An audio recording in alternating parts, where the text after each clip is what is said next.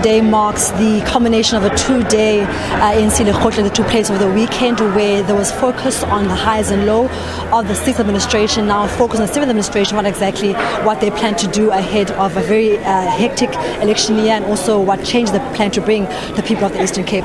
Premier, in your speech this weekend, you spoke a lot about the importance of reflecting on the highs and lows of the 6th administration, but now focusing on what to do in the 7th administration. In that, you spoke about the importance of unity within the ANC being key to the success this year.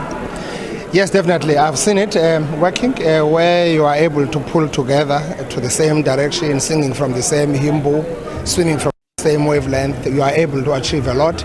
I think that unity and cohesion in our province has helped us to be able to improve our agility to attend to issues of development in our province.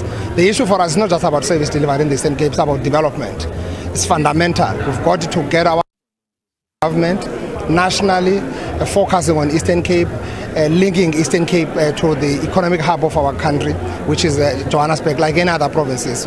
We happen to be 1,000 kilometers away from the economic hub. Others are in a radius of 500 to 700 kilometers, which is much better for logistics and do business. But we are focusing on that, and yes, we've got 7 priority areas for this system. We are working on those. Now we are preparing to report back to our people what we have promised them based on our manifesto as a governing party, and what we have done, and how are we also preparing for the 7th term moving forward. As you know that we will be governing this province come the 7th term. And then, Premier, just now going forward, and actually looking back, what are some of the highs and the lows of the 6th administration? Definitely, I would be talking about 10 out of 10 if we had no challenges of COVID-19, which was really, really difficult to manage, but we prevailed. The serious challenges of ongoing climate change, the issues of global warming that we are seeing, but also the biggest challenge we have, the issue of the electricity, the load shedding. I think that one is our serious challenge. We're grappling with it, we're trying to find solution on it, but it's really, really giving us some serious setbacks, I must say, economically speaking. Remember, we are this province that has been far away from everything.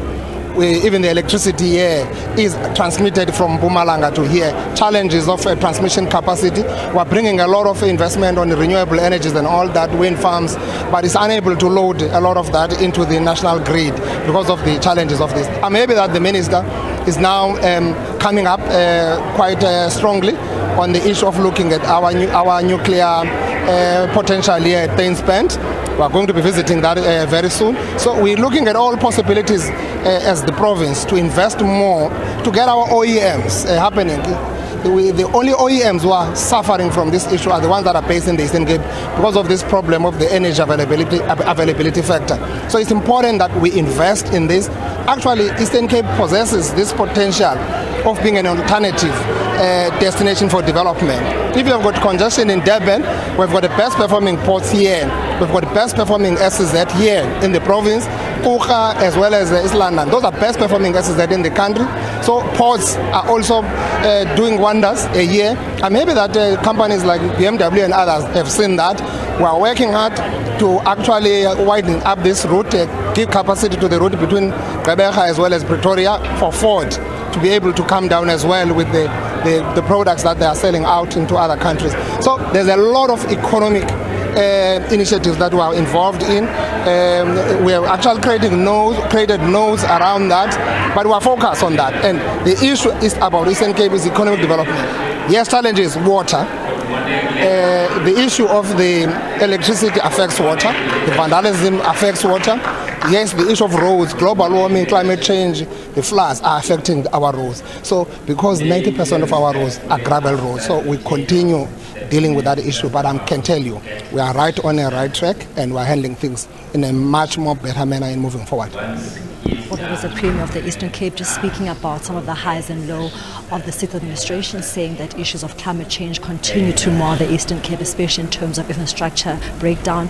Also saying that some of the highs, what they want to focus on is making sure that they improve the issue of electricity, making sure they tap into hydro energy, and making sure they work with OEMs to try and improve the issue of load shedding in the Eastern Cape. For now, let's go back to your studio.